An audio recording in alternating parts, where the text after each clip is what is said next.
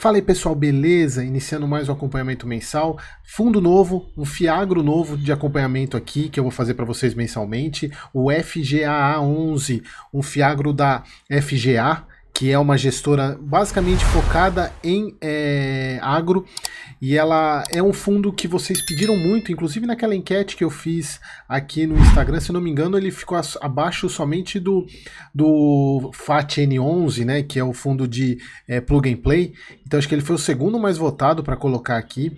Então mais um fundo aí começando o acompanhamento mensal, e agora o relatório de maio, né, e é um fundo bem interessante, é um pouco diferente dos outros em termos de exposição, como vocês vão ver daqui a pouco. Vamos lá, então aqui o relatório dele ele é bem completo, gostei muito do relatório, eu não acompanhava esse fundo, comecei a acompanhar agora junto com vocês, né, para vocês. É um relatório bem completo, muito completo mesmo, bem informativo. Tá aqui começando aqui, eles colocam aqui a parte de inicial, né? Contínua evolução do pipeline com alocação em novos ativos, com prêmio por serem originados pela própria gestora, aumento de reservas de dividendos devido a ganhos de capital, distribuição agora de 10,5 centavos, ele é um fundo base 10, correspondente à rentabilidade líquida de 1,09 no mês, ou 172 do CDI, e cotas negociadas no mercado secundário com desconto médio em maio de 10,2%. Se a gente for pegar aqui, deixa eu só descer aqui, a gente já vai... deixa eu ver a cota dele, é que eles não falam o preço da cota aqui. Porque a cota do FGA, deixa eu ver quanto que ela está hoje no mercado. Deixa eu ver, FGA 11. 8,40. Deixa eu ver, é que eles não fazem essa... Eles mostram aqui a questão do preço de fechamento da cota, né? Que seria até interessante para a gente poder comparar. Mas se a gente pegar aqui, deixa eu ver o valor patrimonial dele... 9,68, ele tá bem descontado em relação ao valor patrimonial hoje. Obviamente deve ter caído um pouco, né? Se a gente for pegar começo de maio, quer ver? Deixa eu pegar aqui tô pegando aqui no Estados Invest, ele fechou maio, cadê? Maio, aqui ó. Ele fechou maio a 8,55 e hoje ele está em 8,41, tá, na verdade pouca diferença. Mas é mais um dos fiagros que eu trago aqui para vocês que está sendo negociado com desconto. Provavelmente pelos mesmos motivos que eu tenho falado para vocês, inclusive no vídeo do XPCA ontem, não sei quando é que saiu o vídeo do XPCA, mas foi antes desse, eu falei bastante sobre isso, que inclusive o XPCA está muito mais amassado a cota, e aqui a gente não tem nenhum problema. Então aqui, pessoal, o FGA 11, ele é um fundo que ele investe basicamente em dívida, tanto é que se vocês colocarem aqui no parte do objetivo, não tem imóvel físico, né, como por exemplo é o Snag, que ele tem imóvel, mas eu acredito que com o passar do tempo todos os fiagros vão migrar para propriedades também. Então é um fundo com 50 mil cotistas, se a gente for ver, é um número de cotistas considerável, 1,09 de rentabilidade, acho que até por isso que pediram bastante, porque tem bastante cotista. Aqui para mim é o grande problema, que a gente vai discutir isso, que na verdade para mim isso é a grande questão de ele estar sendo negociado abaixo do VP com desconto, é a dureza da carteira, embora seja um segmento, ele tem uma maior exposição num segmento diferente dos mais tradicionais. Aí o 172 CDI, 41% alocado em empresas com rating público, ou seja, com avaliação de risco pública. Ele tem foco em em grandes corporações, não é um fiagro que investe muito em proprietários, né, em produtores. E o foco dele é açúcar e etanol, tanto é que acho que mais de 70% da carteira é de açúcar e etanol. Por um lado é ruim, que concentra muito, mas já eu vou falar que a tendência com essa alta do dólar, isso vai ajudar bastante esse fundo. Então, aqui a questão da redução de incidência de chuvas possibilitou o aumento do ritmo de produção da safra 24-25, aqui a gente vê a moagem acumulada. Pessoal, é muito bacana, assim, eu não vou passar por tudo, porque aqui eles fazem um acompanhamento de várias culturas, vale muito a pena você ler, se você tiver interesse em aprender, é muito bacana, né? Eles colocam aqui, ó, as vendas internas do etanol hidratado se mantêm aquecidas, superando a média das últimas safras, em linha com o aumento da demanda dos combustíveis ciclo Otto. Fazia tempo tempo que eu não via essa expressão ciclo Otto, né? Que lá na faculdade e na graduação também a gente aprendeu o ciclo Otto, né? Que é o ciclo de combustão, né? O motor a combustão, a explosão. Então, obviamente que você tem além de você ter o carros flex, né? Você tem o etanol e tem uma porcentagem de etanol na gasolina também. Então isso aumenta a questão da produção, né? Então eles colocam aqui, é bem bacana isso, né? Fazia tempo que eu não via esse termo ciclo Otto.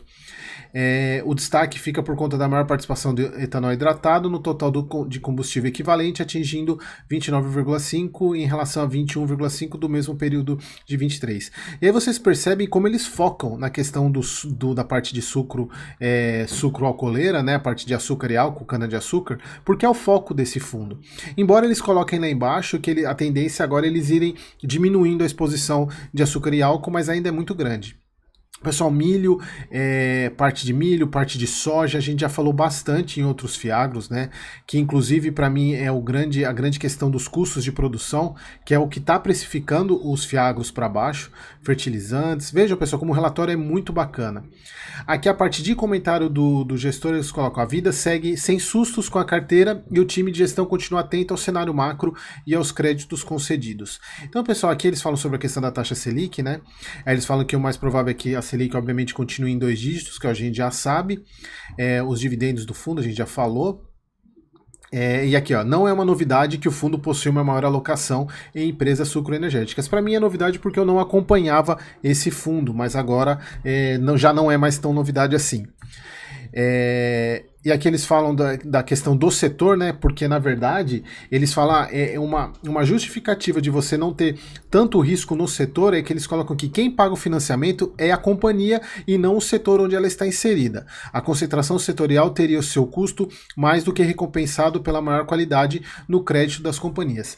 Até a página 2, né, pessoal? A gente aqui, eles obviamente eles precisam dar um peso para a questão deles terem a concentração em sucro energética, parte sucro alcooleira, né? Mas, e justificar fazer um viés de confirmação aqui. Mas, obviamente, se a gente tem um problema no setor sucro alcooleiro, por mais que a empresa tenha uma boa qualidade de crédito, ela vai sofrer também. Então, aqui você tem um risco não sistêmico muito grande, que é aquele risco focado no setor.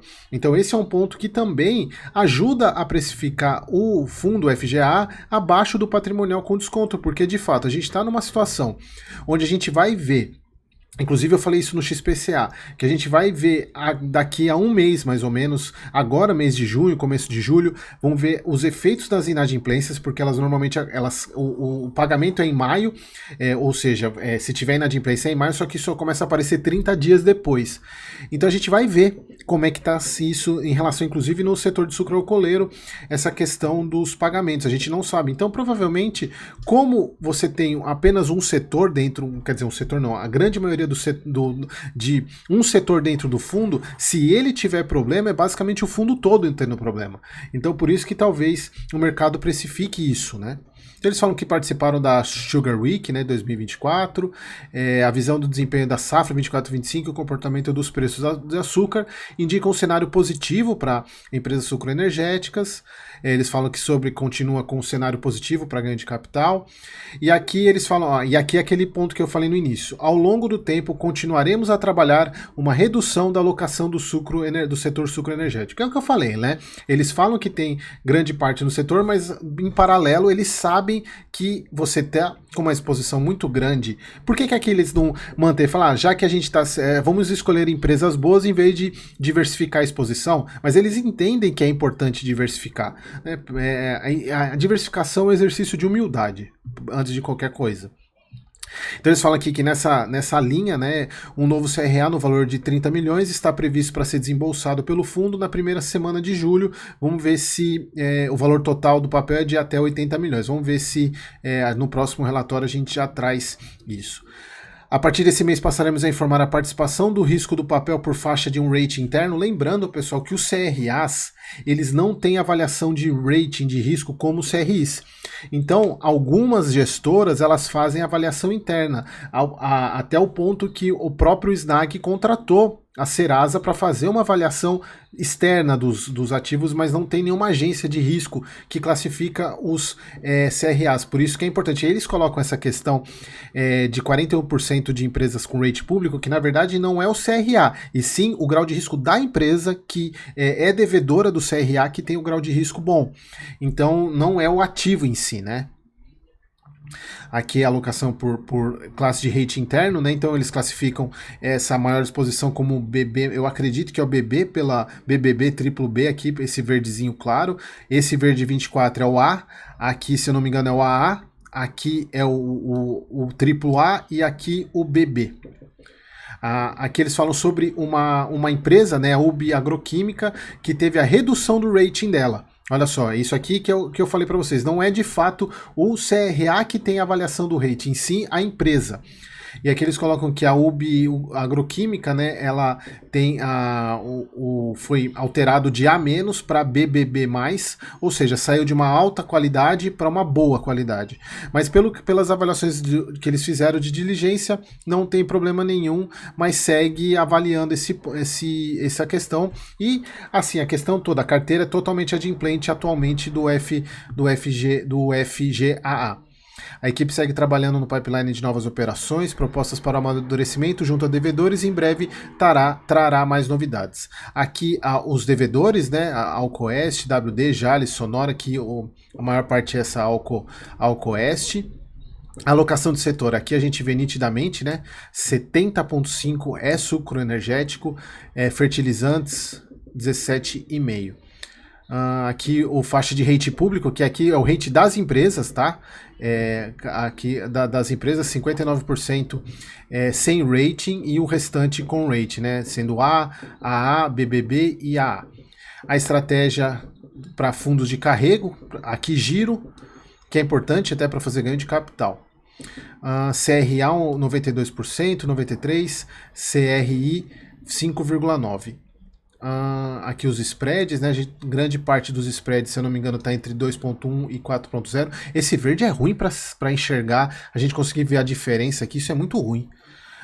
Praticamente CDI, como a grande maioria dos fundos, né, dos fiagros, e aqui as originações, né, própria 74, 20. Quem não investe em fundo por conflito de interesse foge desse fundo aqui. Distribuiu, como a gente já falou, 10,5 centavos, ao fechamento de maio 9,58. Então, 9,58, eu olhei errado aqui, porque para mim o fechamento de maio, se eu pego no Estados Invest aqui de maio, foi 8,55. 9,58, R$1 a menos, eu acho que tem algo errado aqui. Não, desculpa, tô falando besteira, é patrimonial, não o valor de mercado, falei besteira. É o patrimonial, 9,58. Aqui, pessoal, como padrão de todos os fiagros, a redução, a gente explicou isso na questão do próprio SNAG, né, que eles comentaram isso no relatório, a questão da redução da taxa Selic, que afetou todos, né? Então aqui a distribuição, 10,05, 51 mil cotistas, 1,38 milhão de liquidez, uma baita liquidez. Locação de carteira espalhada no Brasil todo, mas como São Paulo é o maior produtor de cana, né? Então 45% dos ativos estão em São Paulo. Que é a carteira de ativos, a locação. Faltou só falar um negócio aqui, pessoal, para fechar o vídeo, como é o primeiro vídeo, né? Trazer essas informações para vocês. A questão das taxas, né? Deixa eu ver aqui onde. Aqui, ó. Faltou falar isso daqui, né?